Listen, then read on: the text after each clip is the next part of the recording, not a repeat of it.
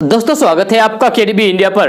दोस्तों मैं हूं फिरदौस गनी और आज आपके लिए देश भर की टॉप न्यूज लेकर आए हैं। दोस्तों वीडियो स्टार्ट करने से पहले आपसे एक रिक्वेस्ट है, अगर आप नए आए इस चैनल पर तो फिर चैनल को सब्सक्राइब करके बेल आइकन को भी प्रेस कर दीजिए और साथ में वीडियो को लाइक कीजिए, अपने दोस्तों के साथ शेयर भी कीजिए। तो चलिए दोस्तों स्टार्ट करते हैं आज की देश भर की टॉप न्यूज। दोस्तों ये जो तस्वीर आप देख रहे हैं ये बंगाल भाजपा के नेता पामेला गोस्वामी की है। जी हां, पश्चिम बंगाल भाजपा के नेता पामेला गोस्वामी को पुलिस ने कोकीन रखने के आरोप में गिरफ्तार किया है।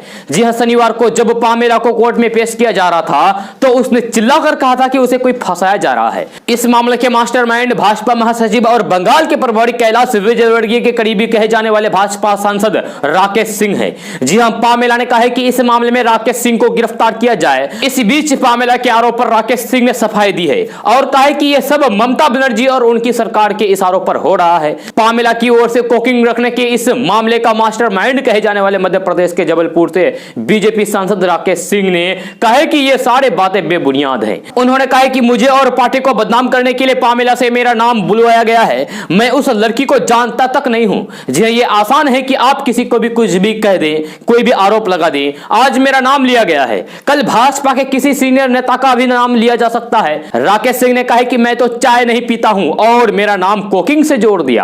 अगर यह आरोप सही पाया जाता है कि मैं कोकिंग के इस मामले से किसी भी तरीके से जुड़ा हूं तो मैं हमेशा के लिए राजनीति छोड़ दूंगा। यह सब कोलकाता पुलिस और तृणमूल की चाल है, इससे ज्यादा कुछ नहीं। तो आपको बता दें कि पश्चिम बंगाल पुलिस ने शुक्रवार को भारतीय जनता युवा मोर्चा नेता पामेला को एक सहयोगी प्रवीर कुमार डे के साथ गिरफ्तार किया है। पुलिस का कहना है कि ये लोग नशीले पदार्थों की तस्करी में शामिल है और इनकी कार से 100 ग्राम कोकिंग मिली है। जी हां, पामेला गोस्वामी पश्चिम बंगाल बीजेपी महिला युवा मोर्चा के सचिव भी हैं। इस गिरफ्तारी के बाद उनकी ओर से राकेश सिंह नाम लिए जाने के बाद दूसरे दल लगातार भाजपा पर सवाल उठा रहे हैं। दोस्तों केंद्र की नरेंद्र मोदी सरकार ने कुछ दिन पहले देना बैंक और विजया बैंक का बैंक ऑफ बड़ौदा में विलय कर दिया था, जिसके बाद दोनों बैंकों के ग्राहक अब बैंक ऑफ बड़ौदा में शामिल हो गए थे। लेकिन अब बैंक ऑफ बड़ौदा बड़ा बदलाव करने जा रहा है, जिसका सीधा असर ग्राहकों पर पड़ने वाला है। बैंक ऑफ बड़ौदा की तरफ से दी गई जानकारी के मुताबिक 1 मार्च से देना बैंक और विजया बैंक का IFSC कोड बंद हो जाएगा। ऐसे में 1 मार्च से इसके ग्राहकों को नया IFSC कोड का इस्तेमाल करना होगा। जिन ग्राहकों ने अभी तक नया IFSC कोड नहीं लिया है उनको सलाह है कि वे बैंक से नया IFSC कोड ले लें, नहीं तो ऑनलाइन ट्रांजैक्शन नहीं कर पाएंगे। वहीं पंजाब नेशनल बैंक भी ओरिएंटल बैंक ऑफ कॉमर्स और यूनाइटेड बैंक ऑफ इंडिया की पुरानी चेकबुक और IFSC और MICR कोड में बदलाव कर रहा है। हालांकि पुराने कोड 31 मार्च तक काम करेगा, लेकिन इसके ग्राहकों को भी 31 मार्च से पहले नया IFSC कोड लेना होगा। दोस्तों पेट्रोल और डीजल पर सरकार का नियंत्रण न होने के वित्त मंत्री निर्मला सीतारमण के बयान पर कवि कुमार विश्वास ने तंज कसा है। जी हां, कुमार विश्वास ने ईंधन की कीमतों के इजाफे पर निर्मला सीतारमण के एक बयान का वीडियो साझा करते हुए यानी कि वीडियो शेयर करते हुए टिप्पणी की है। कुमार विश्वास ने ट्वीट शेयर करते हुए लिखा है कि ईश्वरीय कृपा अर्थात एक्ट ऑफ गॉड। दरअसल निर्मला सीतारमण ने ईंधन की बढ़ती कीमतों पर पत्रकारों के सवाल के जवाब में कहा था कि इस मामले में सरकार कुछ नहीं कर सकती है। उनका कहना था कि पेट्रोल और डीजल की कीमतें ऑयल मार्केटिंग कंपनी तय करती है, इससे सरकार का कुछ लेना देना नहीं है। यह निर्मला सीतारमण का कहना है। निर्मला सीतारमण ने मीडिया के सवालों का जवाब देते हुए कहा था कि यह अफसोसजनक मुद्दा है और कीमतों में कमी के अलावा कोई भी जवाब लोगों को संतुष्ट नहीं कर सकता है। केंद्र और राज्य सरकार दोनों को उपभोक्ताओं के लिए उचित स्तर पर खुदरा ईंधन मूल्य में कमी लाने के लिए बात करनी चाहिए। दोस्तों किसान नेता राकेश टिकैत ने पिछले दिनों कहा था कि यदि हमारी फसलें बर्बाद हो जाती है तब भी हम आंदोलन को जारी रखेंगे। जी हां, उनके इस बयान के बाद अब बिजनौर के एक किसान ने अपनी फसल को ही बर्बाद कर दिया है। जी हां, केंद्र सरकार की ओर से बनाए गए 3 नए कृषि कानूनों के खिलाफ विरोध दर्ज कराने के मकसद से किसान ने 6 बीघे में खड़ी अपने गेहूं की फसल को बर्बाद कर दिया है। जी हां, एक वीडियो वायरल हो रहा है जो अभी आप अपने मोबाइल स्क्रीन पर देख रहे हैं, जिसमें बिजनौर के चांदपुर तहसील के कुलचना गांव के रोहित अहलावत अपनी फसल पर ट्रैक्टर हेलीकॉप्टर चलाते नजर आ रहे हैं।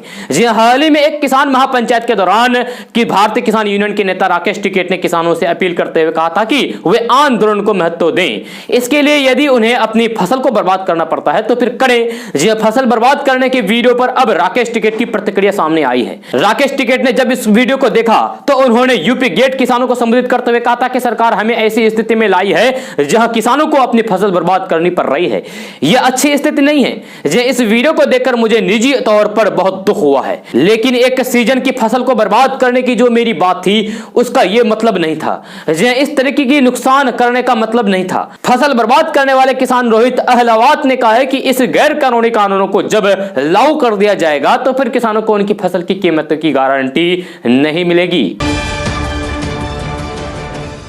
दोस्तों, केंद्र की मोदी सरकार डिजिटल इंडिया पर जोर दे रही है, लेकिन अभी भी ग्रामीण क्षेत्रों में हाई स्पीड इंटरनेट की सुविधा तो छोड़िए, लोगों को फोन पर ठीक ढंग से बात करने के लिए नेटवर्क की समस्या से जूझना पड़ रहा है।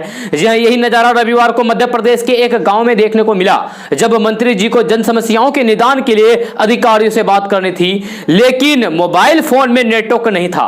नेटवर्क के लिए मंत्री को झूले में बैठकर 50 फीट ऊंचाई पर जाना पड़ा। जी हां, तब जाकर फोन में नेटवर्क आया और अधिकारियों से ठीक ढंग से बात कर पाई। जी हां, मध्य प्रदेश के लोक स्वास्थ्य यांत्रिक राज्य मंत्री विजेंद्र सिंह यादव नेटवर्क पाने के लिए झूला पर चढ़ गए। जी हां, पहाड़ी इलाके होने की वजह से यहां मोबाइल में नेटवर्क ही नहीं आता है, लेकिन लोगों का काम ना रुके इसलिए मंत्री ने फोन में नेटवर्क लाने का अनोखा तरीका ढूंढा। जी हां, इसलिए वह झूले में बैठकर 50 फीट ऊंचाई पर जाते हैं, तब फोन में नेटवर्क आता है। जी हां, मंत्री अधिकारियों को 50 फीट ऊंची से कॉल करके लोगों की समस्याओं को सुलझाते हैं।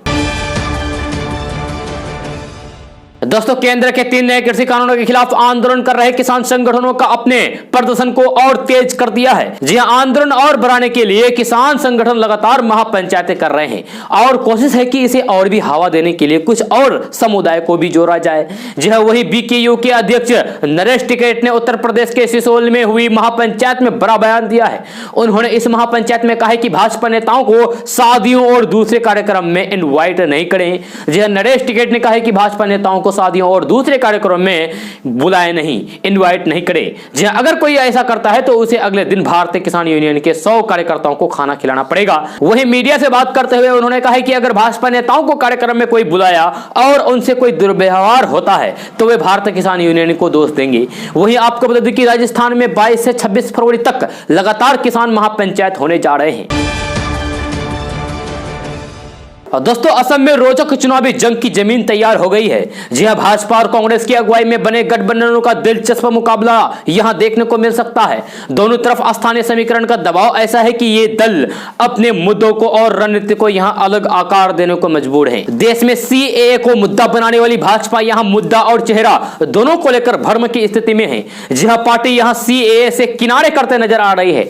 वहीं सर्बानंद सोनोवाल का चेहरा आगे करके चुनाव लड़ने पर हेमंत बिस्वा शर्मा समर्थक का दबाव और फिर दिलीप सैकिया का बढ़ता कद भारी पड़ता नजर आ रहा है। दूसरी तरफ पिछले कुछ समय से सॉफ्ट हिंदुत्व की राह तलाश रही कांग्रेस और यहां बदरुद्दीन अजमल की पार्टी के साथ खड़ी है। इस बहाने भाजपा यहां एक बार फिर से कांग्रेस पर मुस्लिम प्रस्त सियासत का आरोप लगा रही है। कांग्रेस में किसी दूसरे को लेकर भी सर्वानुमति नहीं है। जी हां, जानकारों का कहना है कि इस बार असम के चुनाव में काफी दिलचस्प समीकरण देखने को मिल सकता है। जानकारों का कहना है कि एक बार चुनाव घोषित होने के बाद ही स्थिति ज्यादा स्पष्ट होगी, लेकिन एक तरफा लड़ाई नहीं है। जी हां, नेताओं की महत्वाकांक्षी और फिर भावनात्मक मुद्दों के मकर जाल से हर दल उलझा हुआ है।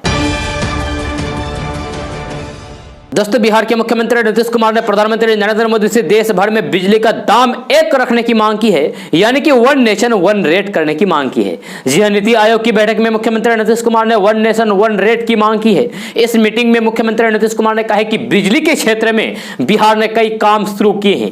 हर घर बिजली पहुंचाने की योजना बनाई है और सभी लोगों तक बिजली पहुंचा दी है। मुख्यमंत्री नीतीश कुमार ने कहा है कि हर घर बिजली पहुंचाने में केंद्र सरकार की भी काफी मदद मिली है। जी, उन्होंने कहा है कि साल 2018 के अक्टूबर अक्टूबर महीने में हर घर बिजली पहुंचा दिया गया। उन्होंने कहा कि बिहार में एनडीए को साल 2005 में काम करने का अवसर मिला। उस समय बिजली की खपत 700 मेगावाट थी, लेकिन 2020 में जून महीने तक बिजली की खपत 5,932 मेगावाट तक पहुंच गई है। नीतीश कुमार ने कहा है कि बिहार सरकार 5,000 करोड़ से ज्यादा का अनुदान लोगों को देती है। बिहार के लोगों को कम से कम कीमत पर बिजली पहुंचाने की कोशिश की जा रही है। जी बिहार सरकार ने प्रीपेड स्मार्ट मीटर लगाना शुरू कर दिया है। अब केंद्र सरकार भी इसे लागू कर रही है। इसके कारण बिजली का दुरुपयोग अब नहीं होगा। दोस्तों, टीएमसी ने बंगाल विधानसभा चुनाव से पहले मुख्यमंत्री ममता बनर्जी को बंगाल की बेटी बताते हुए शनिवार को बंगाल को चाहिए अपनी बेटी का नारा दिया है। जी हां, साथ ही स्थानीय बनाम बाहरी के मुद्दे पर भी बहस को और बढ़ा दिया है। जी हां, इस नारे के साथ ममता बनर्जी की फोटो वाले होर्डिंग पूरे कोलकाता में लगाए गए हैं। जी हां, टीएमसी ने आधिकारिक रूप से इसकी शुरुआत कर दी है। जी हां, टीएमसी के महासचिव पार्थ चटर्जी ने कहा कि राज्य के लोग अपनी बेटी चाहते हैं, जो पिछले कई साल से मुख्यमंत्री के रूप में उनके साथ खड़े हैं, काम कर रहे हैं। हम बंगाल में किसी बाहरी को नहीं लाना चाहते हैं। दोस्तों, सबको घर यानी कि हर सिर पर पक्की छत देने वाली प्रधानमंत्री आवास योजना अपने अंतिम चरण में पहुंच गई है।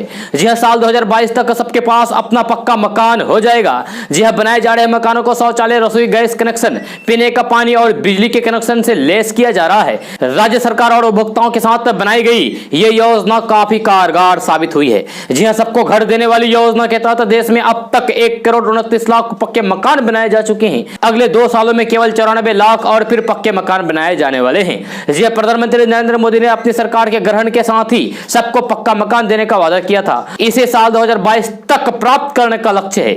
ग्रामीण विकास मंत्रालय ने इस चुनौती को स्वीकार करते हुए देश के ग्रामीण क्षेत्र में सभी गरीबों को पक्का मकान बनाने की योजना को लागू किया है। पहले चरण में लगभग 1 करोड़ मकान बनाए जाने का लक्ष्य तय किया गया। इसके तहत 91,22,000 गरीबों का मकान बनाने में सफलता मिली है। दोस्तों, भारत में धीरे धीरे कोरोना मामलों में कमी दर्ज की जा रही थी, लेकिन इस बीच एक बार फिर से कोरोना के मामले बढ़ने लगे हैं। जिसके बाद केंद्र सरकार से लेकर राज्य सरकार अलर्ट मोड पर आ गई है और फिर से सख्ती बढ़ती जाने लगी है। वहीं इस बीच कर्नाटक में भी कोरोना महामारी की दूसरी लहर की आशंका बढ़ने लगी है, जिसके बाद ऐसा कहा जा रहा है कि राज्य में लॉकडाउन लग सकता है। आपको एक बात और बता दूं कि महाराष्ट्र में अगले 7 दिनों के लिए लॉकडाउन लगा दिया गया है। दोस्तों, अगर आप सोना खरीदने की सोच रहे हैं तो फिर आपके लिए एक अच्छी खबर है। जी हां, सोना चांदी की कीमत में पिछले कुछ दिनों में लगातार गिरावट का दौर जारी है। इस हफ्ते सोना अब तक 1200 रुपए प्रति 10 ग्राम तक सस्ता हो चुका है। चांदी भी हफ्ते भर में 25 रुपए प्रति किलो तक टूट चुकी है। फिलहाल सोने 46,000 रुपए प्रति 10 ग्राम के आसपास ट्रेड कर रहा है।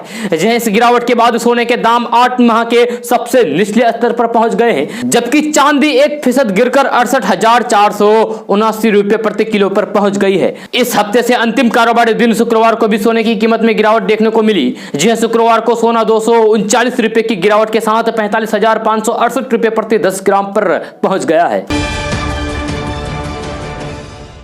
दोस्तों, उत्तर प्रदेश में अगले साल होने वाले विधानसभा चुनाव के लिए अभी से ही सियासी माहौल बनना शुरू हो चुका है। जी हां, साल 2022 में यूपी को साधने के लिए गठबंधन के समीकरण पर अभी से ही सियासी खिचड़ी पकड़नी शुरू हो चुकी है। शनिवार को जब एआईएमआईएम के अध्यक्ष और सांसद असदुद्दीन ओवैसी और प्रगतिशील समाजवादी पार्टी के मुखिया शिवपाल यादव एक शादी समारोह में मिले और उनके बीच जब आधे घंटे तक गुफ्तगू की बातें सामने आई तो फिर यूपी की सियासत में अटकलों का बाजार गर्म हो गया। जी हां, इसकी वजह यह भी माना जा रहा है कि शिवपाल यादव की पार्टी 2022 में होने वाले विधानसभा चुनाव में किसके साथ लड़ेगी, इसका संकेत दे दिया है। जी हां, प्रगतिशील समाजवादी पार्टी के राष्ट्रीय अध्यक्ष शिवपाल यादव 2022 में होने वाले यूपी विधानसभा चुनाव भागीदारी संकल्प मोर्चा के साथ लड़ने के संकेत दिए हैं।